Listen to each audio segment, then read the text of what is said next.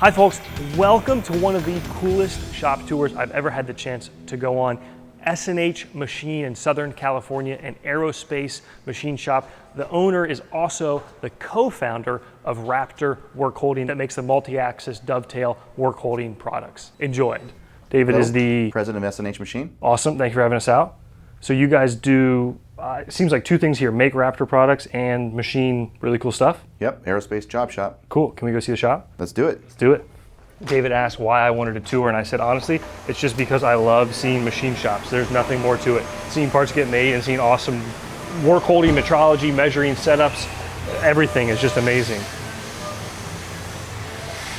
So we make a lot of parts out of plate and bar stock. Okay. Plate meaning actual plate stock that's been sawed and, Yeah. into pieces like this. Holy cow. This is actually a piece of titanium it's being roughed down. Serious? Yeah, careful of burrs. 6LP4? Yep. Wow. Holy. Wow. And that's actually coming over here on a 50 taper machine. I noticed walking in a lot of the Toyotas. You're a fan of these machines? We are. Yeah. The Toyotas that we have are all 4-axis Toyotas with 50 taper. 50 tapers, okay. So when we're using it for hog outs like this, where we're taking off a lot of material, titanium 15.5, 17.4 that's heat treated. Okay. Is it cut better when it's harder? Is it shear better? With the machine, Well, it's just the mass of the 50 taper. No. The little knowledge I have of titanium is that it's actually a soft, gummy material. So I don't know if it's when it's heat treated, is it actually easier to machine? Oh, the heat treating is on the 15.5 and the 17.4. For that's titanium, stainless. Excuse me, okay. Right, for the stainless. Okay. But yeah, it is a gummier material. It's actually, it's kind of similar to aluminum, but it wears out your tools and things much quicker. Right. That's cool. Just your gauge pins as go, no goes, thread gauges, bore gauges. Sun and bore gauges. Awesome. That's really cool. I love these things. One of the first times I ever saw a machine shop, they were running, I don't remember, is this or an air gauge, but both would check. Now, does that check concentricity or diameter? It's diameter. You're looking for taper, you're looking for diameter and size, but it's so accurate that it'll pick up even on bad finishes and steps in the bores. And things Really? like that. Yeah. Wow. And so a lot of 4th axis stuff, huh? Cool. Is that one of the wireless ones? That is not. Okay. It's a big machine for big travel. Yeah. Cool. And this building here is mostly our inspection. So Okay. Every product comes in for receiving inspection, final inspection, and in-process inspection into this building. Okay. And then there's a whole team of people here that are basically verifying the product before it goes on to the next process or before it goes to the stock and ships. It definitely feels climate controlled as well. The facility it's very hot in California right now, but the entire facility is climate controlled. It has to be, right? Yeah. It's interesting too, like I lived in New York City for 10 years, I now live in the Midwest. We have all the real estate we want in the world. You don't have that luxury here. No, we don't. So have you changed the flow of the shop over the years? Well, I mean, we make the best of it, and we definitely have to utilize all of our floor space. Yeah. So you'll see as you go through today that we definitely are packed in here because of the cost of real estate here. Are we allowed to go in, or do you want to keep? We just need to keep a little bit more quiet, but yeah, let's come on in. I was talking with the Mitsutoyo people about touring their Chicago facility, and you're only allowed in their like metrology. It's like second to NIST place for a certain period of time because your body temp is raising raising the ambient of the room. So in here, final inspection. Yep. We also do visual inspection across the back benches here. So we have 2 manual CMMs. And then 2 DCC CMMs in this room over here. Oh my God, that's amazing. They're setting up right now and programming the next job, but this has actually got a Revo head on it, so it's a scanning CMM where you can come down and make contact with the part and scan up, and it maintains full contact with the material, so it's not touching like a typical CMM. We just actually built the plates for it, so they're reprogramming so they can screw their different fixtures in to the plates. Okay. Interesting. Same thing we did over there. We built our own custom plate. Do you guys do any like Blanchard grinding or any abrasive stuff in the shop? No, we sent those out to be ground. Got it. Yeah. Very cool. Yeah, I'm a self-taught machinist that's grown up. I actually think I may have the same LH600 height gauge, which was a huge step up for us. Yeah. And now seeing seeing the amazingness of statistical process control and having a CMM, which we can't afford, but it's amazing. Like, I get it now. Yeah.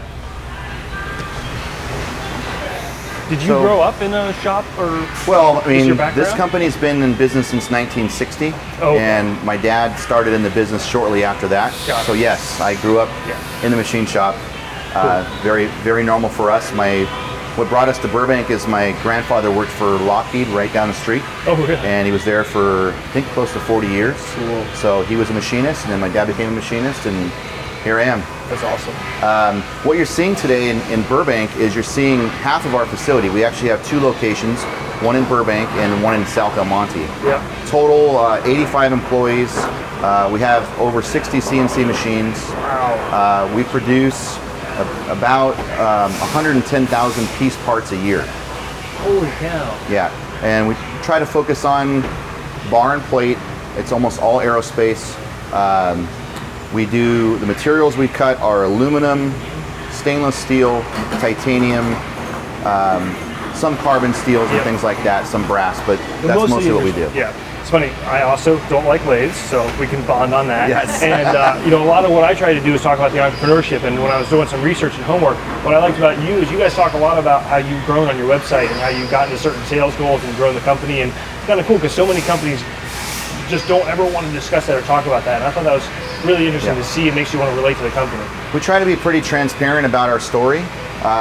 Really, machine shops in the past were everything was so secret, right? And we don't feel like it's that way. Really, when I tour shops, what I find is we're not doing anything that's that much more special than someone else. We may have a couple of cool things that we do, but we're all trying to compete. We're all trying to keep jobs in the United States, and so the more I can share, and then hopefully get the same from the other owner, the more I can learn, the more I can improve my business. That's awesome. So yeah, on the website we show things like our statistics on our on-time delivery and our quality. You can even see those KPIs that are displayed on the boards in our facilities. So that's live data coming out of the system, the good and the bad. That's something we can have on video? You can, yes. And that'll just keep cycling through about 50 different KPIs. And if you're a manager, you can actually, from your terminal, you can actually go in and dial into the actual data behind it and see what's driving the data on the screen. So we show that on our website. When customers or vendors or employees or anybody comes through, they're seeing our actual data out of our system, and it's something that our customers seem to really appreciate, that we're very transparent about it. Yeah.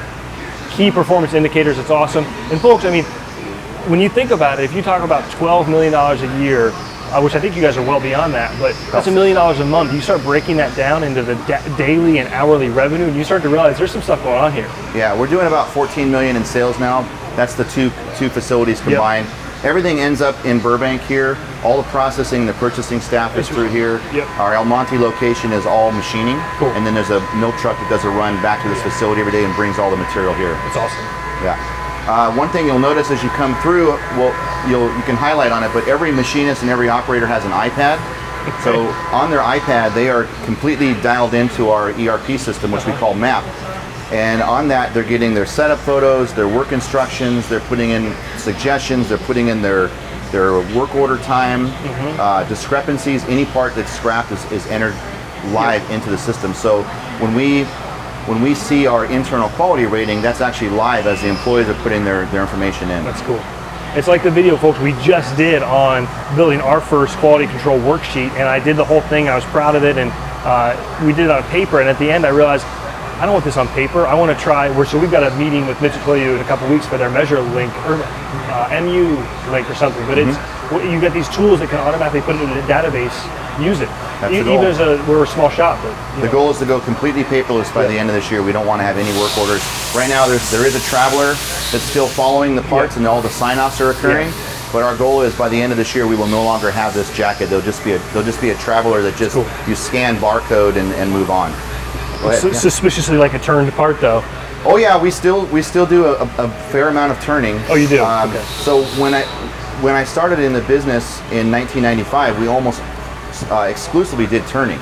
So we still do all that. We just primarily focus now on the milling side of it, which you're going to see as you come through. So we didn't give up on it. We still have probably half of our equipment is still lathes, but we seem to be purchasing a lot more mills, and that seems to be where where we see our future. Yeah. Yeah. So obviously for the fourth axis and fifth axis stuff, are you playing around with any of the mill turn technology? On the lathes, we do have mill turn technology. We have 3 machines in Burbank that are mill turns, and in El Monte, I believe we have 5. So we have a couple of ZLs. So yeah, we do it quite a bit. So I've heard great things about these. Yeah, amazing. we're very happy. Excuse me, about these Matsuras. We're very happy with the Matsura. We have 2 of them in Burbank, and 1 of them we just put in El Monte. Yeah. These are both actually utilizing dovetail fixtures from Raptor. Yeah. So that's what we call a nest right there, where we've got 4 parts up at a time. That's running a it's either 15.5 or 17.4 heat-treated stainless steel.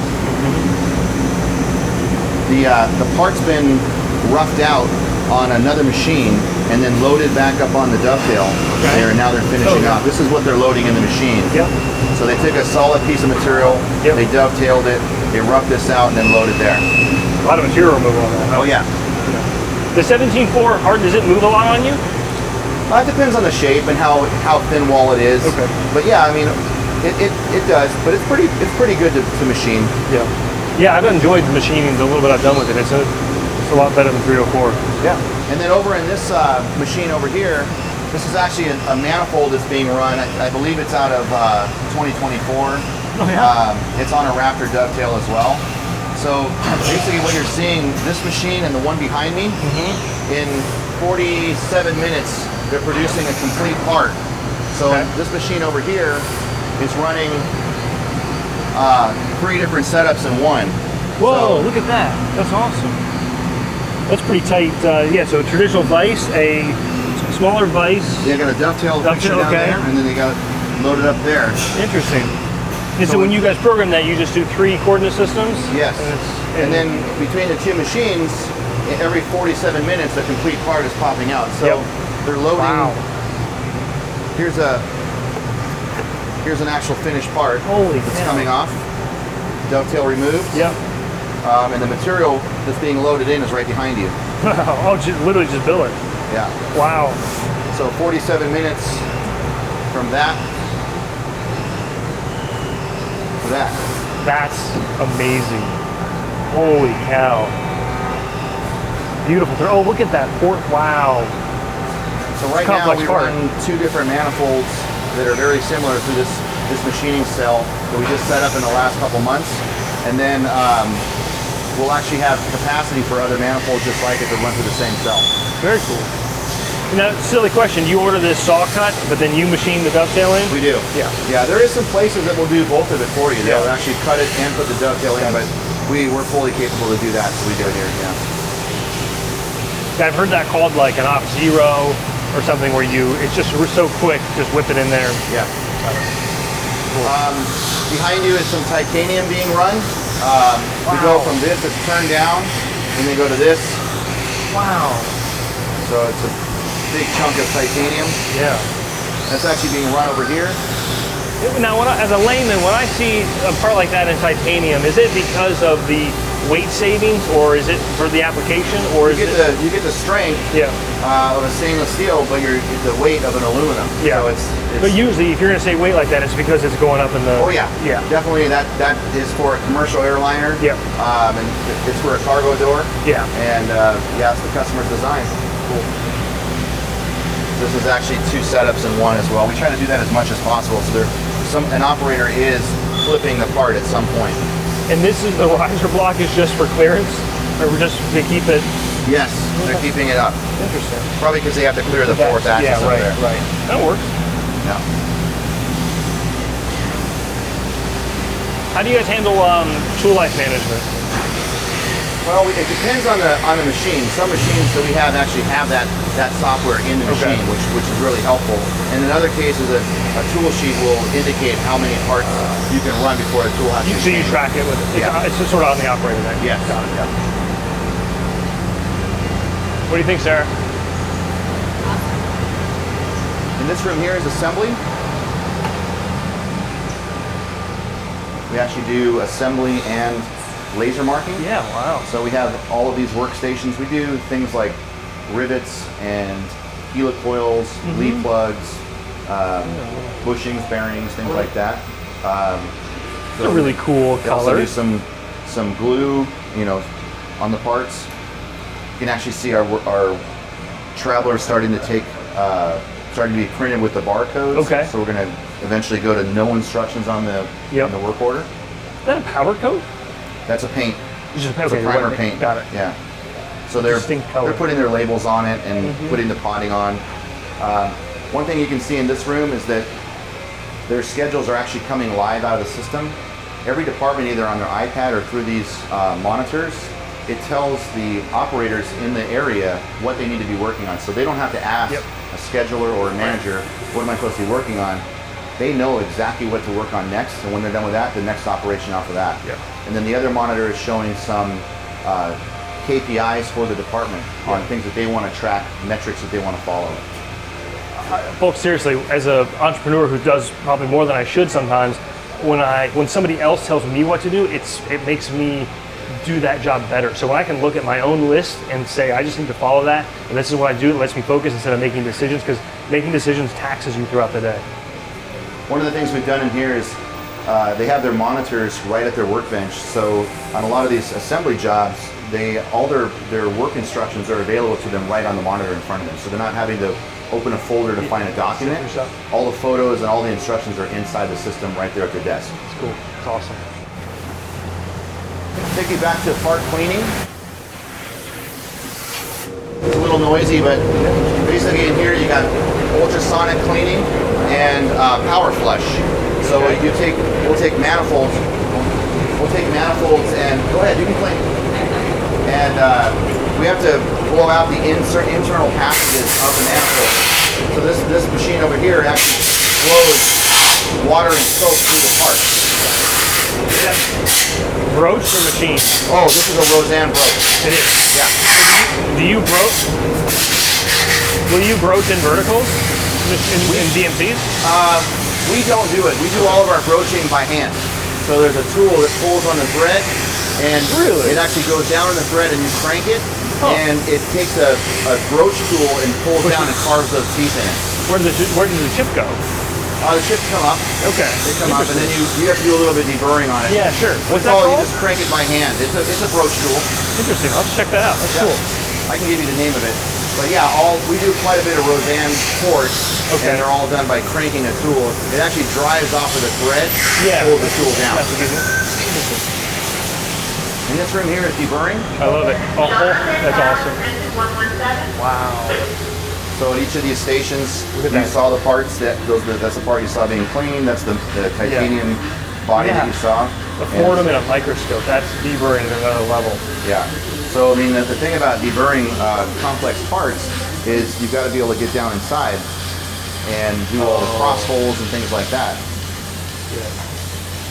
Tapered thread. Wow. Look at those internal. Interesting. One of the things I would note about our facility too is that all the materials are brought to the operators by a runner. So what you're going to see as you go through the facility is you won't see a lot of machinists or operators walking around. So any tool they need, any material they need, from their iPad, they basically just call that department, and then a runner will bring the materials to them. And the whole goal is keep them at the machine so they can keep the machine running, because that's where we make our money. So if you have, let's say this job, you do 200 of them, and then let's say 6 months later it'll come back, and you know that. Will you leave a dedicated tooling rack set up and just invest the extra money and extra tool holders and then inventory that whole system so you just pull it out when you're ready to go? Let's go see it. I'll show you. Oh, really? Okay. Yes. So almost 80% of our parts are on contracts. Okay. So they'll be 5 to 10 year contracts. So we can pretty much guarantee that most of our work is going to come back. Got it. Therefore, on the milling side, we take anything it's a contract job. We're going to keep the tool in the holder permanently. Yep. So we're going to show you that investment. That's awesome. So we're going to walk over to the tool crib. Some old Mories. That's cool. We do. MV 5040. Those are MV Juniors. Junior. Okay. And we use those for small sleeves popping holes in the side of it, just on a rotary. Got it. Look at that. So this is our tool crib. So oh my god! Everything in here has a. Are you serious? These are all the tools, for particular jobs, permanently set. So the advantage of this is when the job when the job ends, we keep the tool in the holder. Yeah. So when this job repeats, all you got to do is pull the wax off, put your offsets in the machine, and you're ready to go. Right. Oh my Yeah, you see God. a massive investment. Oh my gosh. So you stick to 40 tape. There's a lot of 40 tape here. Yeah. But some of those 5-axes have got to be We have- HSKs, right? Well, we use it's all BT 40 here Oh, and really? Cat 50. Okay. So that's what we're Interesting. using here. But yeah, Funny. these are all specific for jobs. So it's so obvious. I'd never thought about just throwing some wax. I mean, it's how they come new sometimes, just for safe storage. It's for a couple things. It's for safety in case anybody bumps it, they don't Yeah. cut themselves. We know that no one's grabbed this tool and used it for a different job. Got it. Because you want to be able to load these tools back up, put your offsets in, and just go. Got it. So you're Right. taking a setup that might normally take 8 hours and maybe doing it in a couple hours. Right. Right. So when you go back to run this again, you know that you're using the exact tool that you used last time that worked. One thing really to highlight would be that all of our perishable tools are all on a min-max system. Okay. So everything's inventoried. So in our computer system, if an employee needs a tool, they'll know what cabinet it's in and what drawer it's in, and then That's what location. your ERP stores. That's a Right. piece And of as information. a tool is used, Got then it. we know that they have to order more to replenish the drawers here. So does your ERP won't automatically purchase those? Somebody. It's pretty Procurement. automated. They can Really? actually, when it goes below the minimum, they can actually click a button and it'll generate the purchase PO. order. It's amazing. Yes. Oh my gosh. Now, is that software custom written or hybrid? We use the software we use is called FileMaker Pro. Oh, sure. And we Apple database. yes, Yeah. and we actually write the code ourselves. Okay, So it's yeah. something we've been working on since 1996. I saw the FileMaker. Yeah, it's not too many people use FileMaker Pro. Yep. It's cool. Awesome. We're strictly, pretty much an Apple shop. We do use PCs for things like Mastercam and SolidWorks and Sure, things like that where we sure. have to.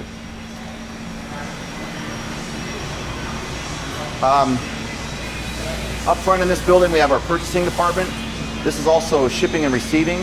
So Okay. this is all incoming product from our vendors. Yep. It sits down here, they count it. Over in the bench over there, they're actually doing visual inspection because one of the things for our business is we got to make sure there's no damage, there's no FOD. Yep. So he's going to go under the bright light. He's going to check all the parts out, look for anything that looks suspicious. Every single piece of raw material. Every single piece of parts that are coming in, he'll check Wow. them. Yep. So that's what all this is. It's stuff that's passed through inbound, and then it might be moving on to another process. It might be going to final inspection, Yep. and then it could be going to stock room. Wow. That's So really everything cool. comes to that bay door. Then packaging is over here. So this would be like packaging for shipment or packaging for stock.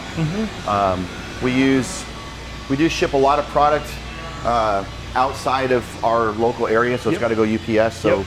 we actually use a foaming machine where Oh, we can yeah. actually Custom. Yeah. Sure. Yeah. give it plenty of protection. Yep.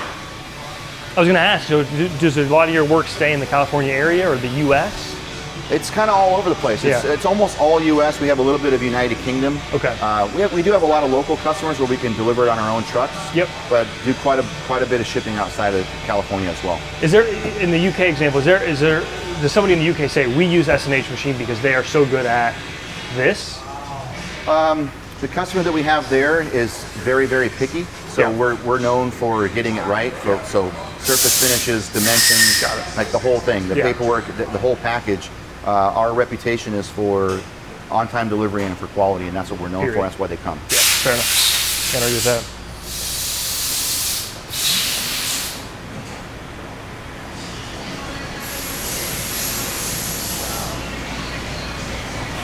So in this building, you're seeing 3 more 50 taper machines. Yep. Basically taking large Holy pieces of material like cow. that that's been heat treated stainless steel. Yeah. And then coming down to this. Is that a forging or a casting? No, that's actually round bar stock when it starts. Yeah. We do the turning on it like that, then send it out for heat treat, No and then we kidding. start cutting it down to this. Look at that. That is incredible. Obviously, it has some more work to do here, and on this end, it's got to go back in the lathe. The world we live in when that would have been 12 ops on a.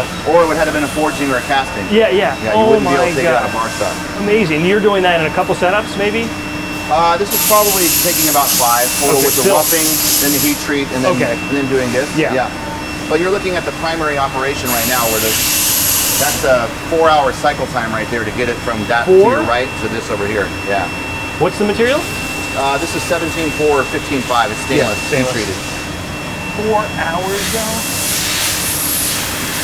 Wow. Do you guys run these all overnight? We will run them on our second shift. Okay. But we won't run this unattended because of the type of material it is. Yeah. Tools tend to wear out. You got to really listen to the machine and watch it. I think it's cool that even though I bought a Haas, which is, you know, I love the machine, but it's not a multi-million-dollar machine. I get text message alerts when, you know, there's something error. That's really good. Cool, right? Same thing here. This is a stainless steel. It's coming out of solid bar. They've done some roughing, did some heat treating, and now they're starting to finish it off.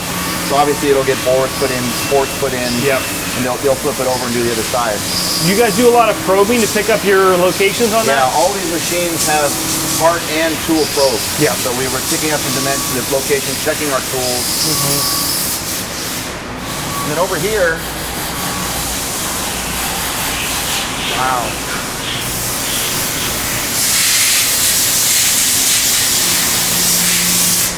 Whoa. This is actually a Natsura MAM 7235V. It's got 32 pallets, 240 tools. Whoa. It is a machine that runs completely lights out. In just this area? Yeah. That's an incredible footprint. Yeah, it's quite a footprint. What this does is it allows us to run parts unattended. So right now we have a person that's loading the machine and unloading the machine. But once he hits go, he'll walk away. This machine will run all night unattended. Oh yeah. So right now they're working on some impellers. Wow. So they've carved out the vanes on this side. They'll do the same thing on this side. So it had some turning, and then now milling on this side, and then they'll mill on this side. Yeah. It's a dumb question. Is it a 5-axis or is it horizontal? This is a full 5-axis machine.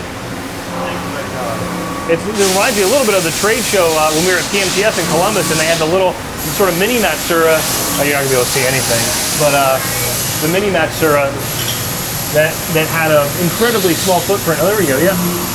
It had its own palletized system and, you know, huge tool holders. Amazing for such a small footprint. As a viewer, it stinks. You have no visibility, but whew, look at that. Isn't it cool? That's really cool. It's like, where are all? Oh, here are the tools. Yeah, you got a few tools. Wow. Yeah, that's cool.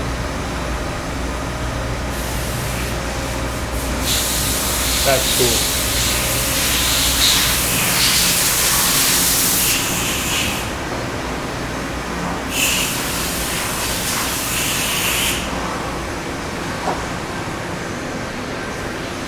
Some 50 paper stainless parts being machined, going from that turn. So there's a turning side, then they go in the milling side. Yep. Come out like this. That's what we're creating. Incredible. See the finishes we have to maintain. Yeah. So how does that work when you're setting up a new job? How do you measure? I don't even know how you measure RA finishes. Is that something you have to send it go into the inspection room? We do. We actually have profilometers that check the surface finish of the parts. I mean, in a lot of cases, if it's 63 or more, we can visually see that with a comparison to know if it's the right finish. Yeah. When you start getting down in the 32, 16, 8 finishes or less, then we're going to use a gauge to actually drag across the surface and give us an indication of what it is. You can get 8 off a machine? Yes, you can. You actually can. It's insane. Yeah, I mean, in a lot of cases, if it's a hole or an outside diameter and you want that kind of finish, you're probably going to hone it or grind it. Yeah, yeah. But yeah, you can with the right tools. Tooling and speeds and feeds and so forth? I mean, this finish right here is straight off the 50 taper. It has not been polished. And that's an interpolated, that's not a turn. That's incredible. Wow, you have no tool marks at all, even the radial. A little bit here. Ah, not bad though. Look at that. That's incredible. And that's actually a pretty decent, are you doing a slitting? Yeah, it has to be a slitting saw. Yeah. Yeah. Wow.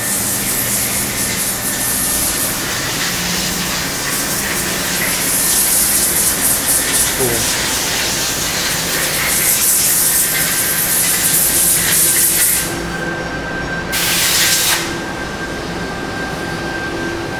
This is our building 1. In the back, we do our engineering, which is where we program. We program primarily on Mastercam. We use SolidWorks. Basically, they make our routers, they make our travelers of how we're going to run a process of jobs. Yeah. This is where we started. business was formed in 1960. We built this building in 66. Wow. And when I started here in 95, this is where it was. We were just in this building. So this was a wall there. Right. Wow. So what's happened is over the years we've expanded into these other buildings. So we actually have 5 buildings here in Burbank now, and then 2 buildings down in South El Monte. Wow. How has the growth been over the last 10? Has it ebbed and flowed, or has it been a sort of a constant? It's been pretty rapid. Yeah. We're averaging about 10% growth per year. That's incredible. Yeah. So it's been fun. You have to do that growth and also maintain your quality and your on-time delivery, because in our business, if you can't do that, you can't maintain that, the business goes away. Right. So they don't put up with it for very long. Right. I mean, the expectation is perfect quality and almost perfect on-time delivery. Yeah. You got to hit your numbers every single month, or there's going to be a change. Yeah. When was the last time you ran machines? Oh, for me, not since I was a kid. Really? So I went off to college, came back, and when I came back in, I wanted to run the business. Yeah. I was not interested in being a machinist. Love what everybody does. It's fun to come to work every day and watch things be produced and created. But yeah, my expertise is, how do I grow this business? Yeah. How do I make it sustainable? How do I make the customer happy, give them the parts that they want on time, and make money? Yeah, sure. They're totally fair. Very cool. Very cool.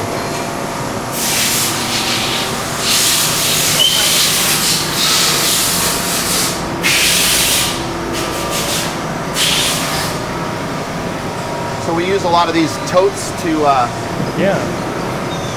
actually organize our parts. Seems to be a nice way for us to move parts to deburring or outside processing. They're stackable. Seem to have worked pretty well for us.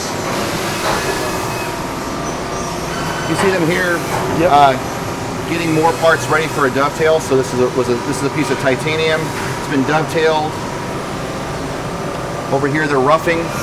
So we rough it to this point. Yep. Then it's going to be loaded back on the dovetail. Yep. This machine is actually down right now, but it's going to be finished on the 5-axis here, where they'll finish all these dimensions, put these ports in. So what we try to do is, on the 5-axis machines, a lot of them are linear and they're not strong. So linear rails or linear motors? Motors too, yeah. Okay. So they're not husky. So we'll do a lot of this work on a box machine or a 50 taper machine, and we'll rip the material off. And then we'll load it back up into a 5-axis, and then make smaller cuts. A little Ferrari machine run around. So when you with the machining of in the dowel pin locating pin, what will you repeat within the fixture, or will you reprobe? Oh, they'll probe. Okay. They'll probe, but basically this gets you in pretty good location. Yeah. If you want it to be more accurate, you would take the screw out and you put a dowel pin right there. Yeah. Would make it really accurate if you wanted to. Got it. But for us, it does everything we need because we have probing in the machines. Yeah. Got it. Very cool.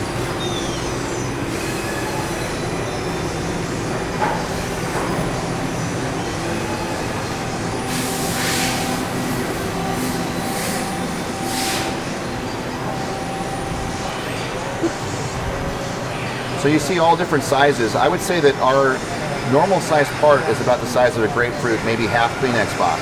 But we do smaller parts as well. Just depends. Again, great finishes on the floor there. Yeah. That's 316 material.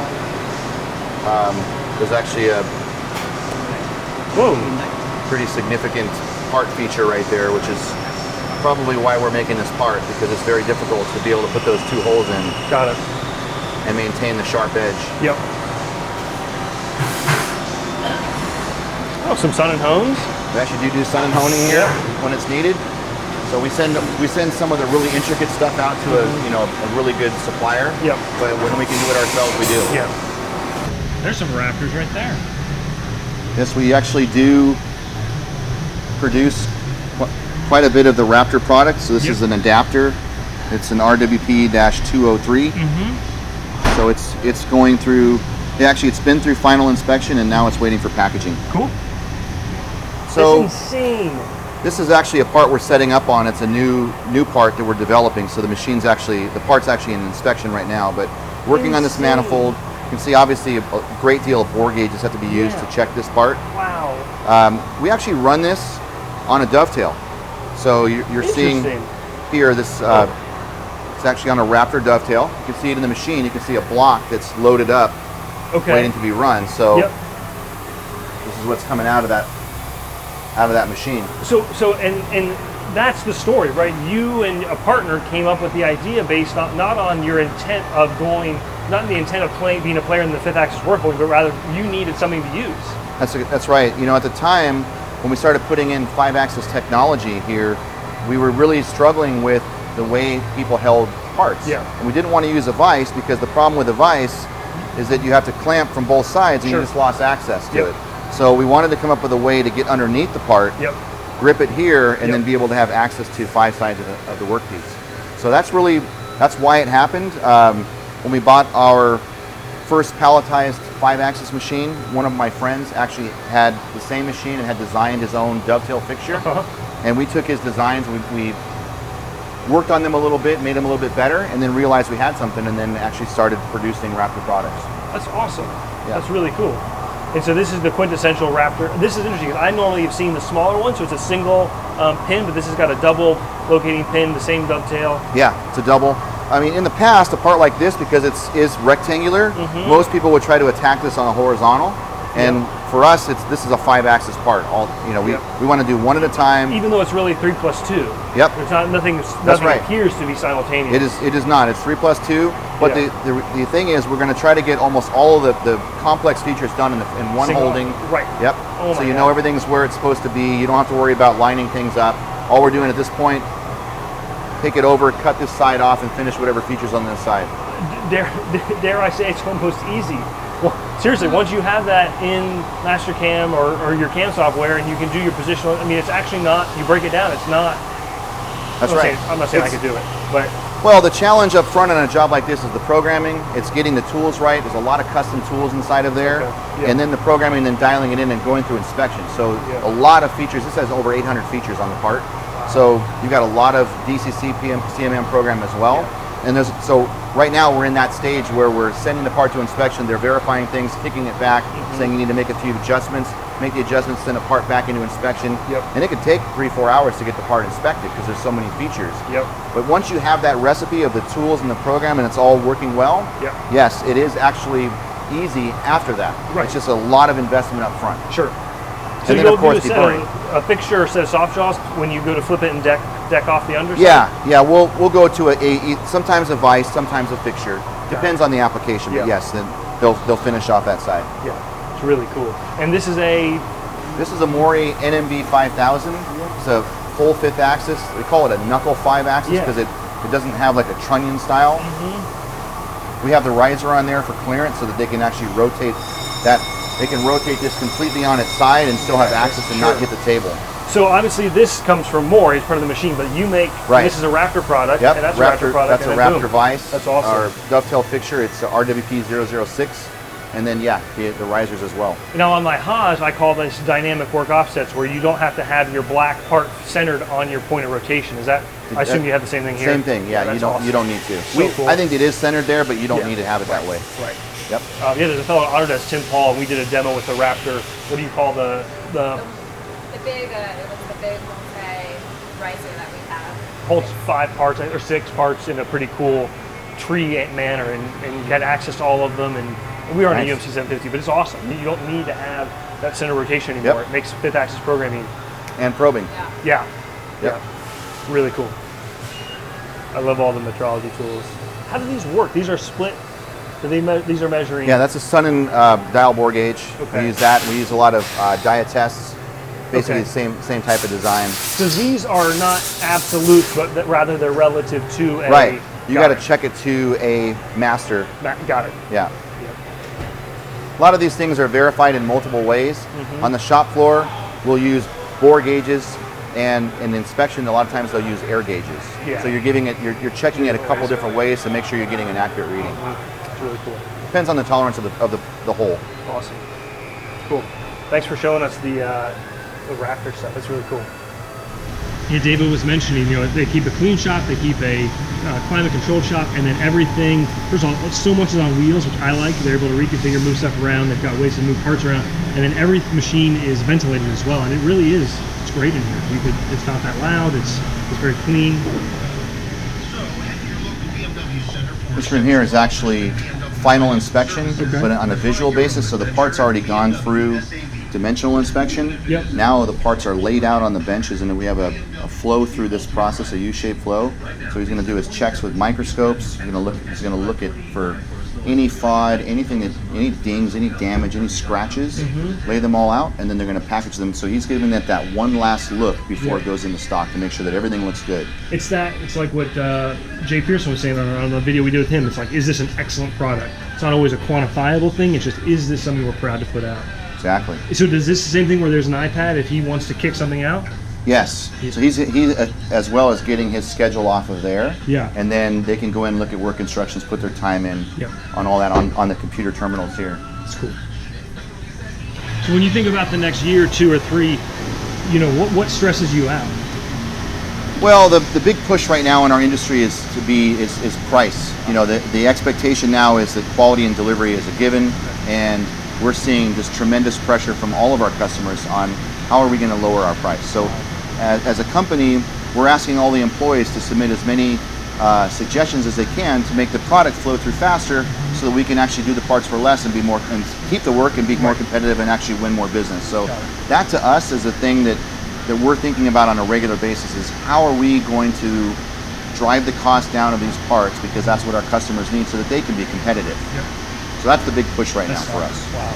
Do you spend a lot of your time thinking about the capital expenditures for the business? We do. Equipment?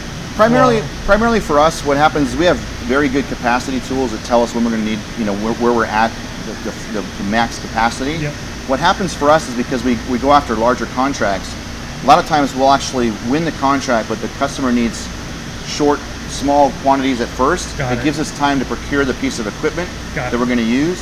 So we do our initial 30-piece batch or so, machines coming in, and then we use that setup in the new machine. Wow. And then... So yeah, for a 5-year, 10-year contract, you may actually buy new dedicated machines. We will. For that. Sure. We'll either make a sell or purchase a piece of equipment just for that job. How different is your, I don't remember the name of the town, the other... El Monte? Yeah, is that a different facility altogether in terms of the higher clear heights and newer... It's got bigger heights, yes. Very similar equipment, turning and milling. We do 5-axis machining there. We also have horizontal machines there as well. So, but pretty much the same. We can do some larger parts. We have overhead cranes there, so we can do larger cylinders and things. But yeah, none of the stuff I'm seeing here is what you think of with high volume production, where you got a tombstone with Latin with 30 parts per side or anything. It's all... Yeah, we've primarily, other than El Monte, in Burbank, we've primarily chosen to go 5-axis, go unattended, or run parts with longer cycle times. When you have a 4-hour cycle time, it's pretty much an unattended machine. You set it up and you walk away and you go run another machine. So some of these operators might be running 3 machines at the same time. God, the tooling is beautiful. Yeah, we make a very, very large investment in tool holders and the tools that go in them. A lot of custom tools for all the ports and things that we do. Yeah. Yeah, look at that little tap. It does not look like an off-the-shelf tap. Maybe it is. Little tap, yeah. What is that? That's an air blow.